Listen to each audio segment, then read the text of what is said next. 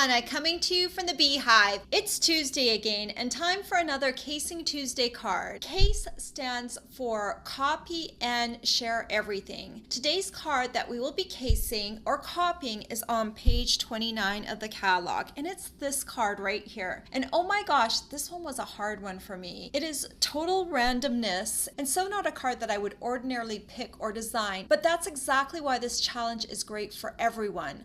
From beginners to seasoned stampers like myself, it gets us out of our comfort zones, and I think that's really important because I think that's when you start to grow as a stamper. If you want to join in and case with us, please join our Casing Tuesday Facebook group, and I'll put that link in the description of this video. So this is the card I designed. Instead of the one using the Snow Flurry stamp set, I used the Swirly Bird bundle and the Greatest Greetings stamp set. So I just basically copied this same pattern here, and I used the roses instead of the snowflakes. And I think in the end it turned out really well. So let me show you how to make this card.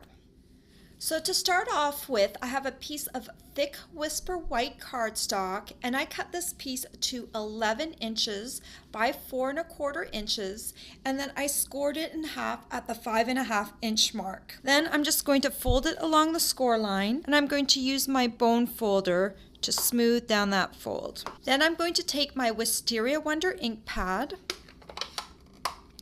and I'm going to take one of the largest roses. So there's 2 of them here, and I've chosen this one here that has a little bit more white space on it. So I'm just going to go ahead and ink it up, and I'm going to stamp this 1/2 inch from the right hand side and somewhat centered. It might be a little bit below center, and lift off. Then we're going to need our Sweet Sugar Plum ink pad.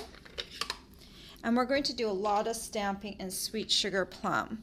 So we're going to be using this stamp right here. This is kind of the middle size stamp. And I'm just going to ink this up. And I'm going to stamp this right above this Wisteria Wonder flower, like that. I'm also going to stamp it once down here, coming off the piece of cardstock like that. And then I'm going to use this smallest little tiny rose, and I'm going to stamp that in the center of both of these.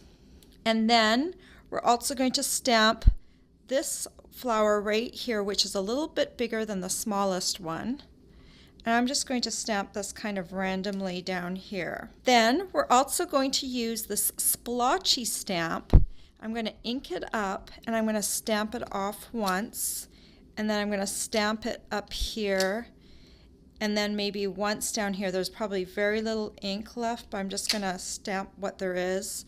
There's very, very little ink, but it kind of just gives just a hint of pink down here. And then before I put my Sweet Sugar Plum away, I'm going to take a sponge dauber, and I'm just going to sponge in the roses right here just to deepen them just a little bit. Just kind of swirl around like that. Next we need to do some die cutting. So bring in your Big Shot, and I've got my platform down here. I'm going to use one of my cutting plates. Then I'm going to need the Swirly Scribbles Thinlits, which is part of the Swirly Bird bundle, and I'm going to need this piece and the insert to this piece. I'm going to take a scrap piece of elegant eggplant cardstock, and I'm just going to place these on top of here. And we're going to run this through the Big Shot and cut it out. I always like to run details dies through twice, so I'm running it through once and then twice. Then we just need to take this off, and we can pop these on our Big Shot die brush. So this piece is a scrap piece.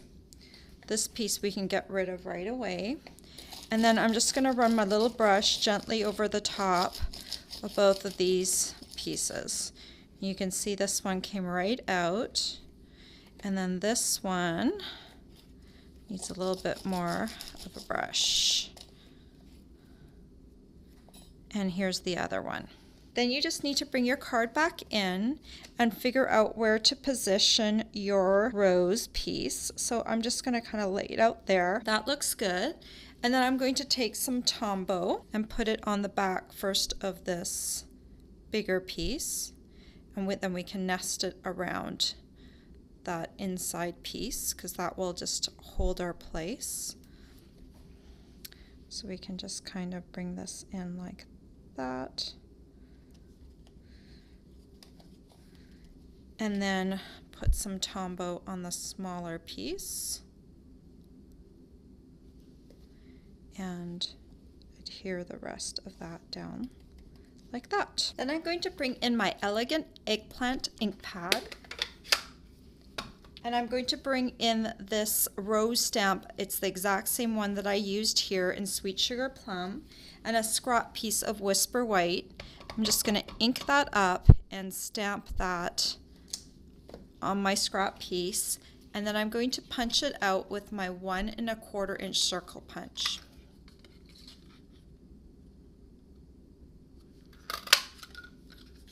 Then I'm going to bring in my Wisteria Wonder Ink Pad again and a sponge dauber, and I'm going to sponge this with Wisteria Wonder Ink. And then you can set that piece aside for later. And then we need to stamp our greeting. So I've cut a little strip of cardstock to 4 1/4 inches by 1/2 inch. And I'm going to use the Greatest Greetings stamp set. And I'm going to use this greeting right here that says "Hooray for Today." So I'm just going to ink that up.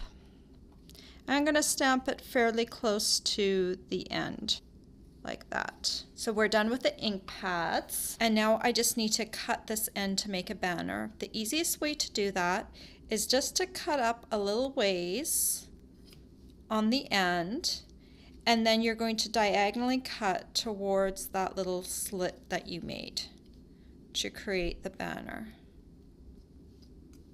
like that. So I'm going to set that aside, and we're going to bring back the card, and we're going to be using some washi tape from the Playful palette washi tape collection. So I'm just going to grab this one right here, and I'm going to put this across my card just below the center of this rose right here. I'm going to leave it off just a little bit on this end because I'm going to cut it off straight with my scissors. So I'm going to run this along, and then I'm going to tear this slightly on an angle on the end right here. And then I can just turn this around to the back and just snip off the excess washi tape there. And then we just need to position our banner below that. And I'm going to use some tear-in tape for the back of this banner. So I'm just going to run this along the back of the banner and tear it off. Again, we're going to cut this off. So I've got that smoothed down, and then I can remove the backing. So then I'm just going to position this. I'm going to put this as far to the right as possible because the center of the flower is going to come right there. So I just want this maybe like that. And then I'm going to come around to the back again and cut off this end like that. Then for this flower center, I'm going to use some dimensionals. I'm going to pop 3 of them on the back of the circular piece. These are little pieces of foam that help elevate this piece of cardstock. I'm going to stick that down on the center of the rose like that. And then just as a finishing touch, I'm going to add one of these Rhinestone Jewels. I'm just using my paper piercing tool because it's easier to move it that way. And there you go. I made a card that I probably never would have made otherwise because it is kind of random. And if you look at the card that I made earlier, it is slightly different than the other one because this one, it's kind of hard to control all these different elements, so no 2 cards will really look alike. And actually, if you look on the back of the first card I made, I started stamping on this side and realized I was really off alignment. So this became the back of my card, and I kind of like that. It's kind of different to have the back of the card stamped as well as the front. So don't be scared if you start making some mistakes with this randomness. You can't really tell that you made a mistake because it is so random. So you could actually use that on the back of the card as well. So these Casing Tuesday cards can be really fun because they get you out of your comfort zone and they allow you to do something a little different without maybe being 100% perfect. They allow you to experiment a little bit. So I'm really glad I did this card, even though it was not in my control freak comfort zone. All the supplies you'll need to make this card are available for purchase on my blog. I hope you've enjoyed this tutorial. Bye for now.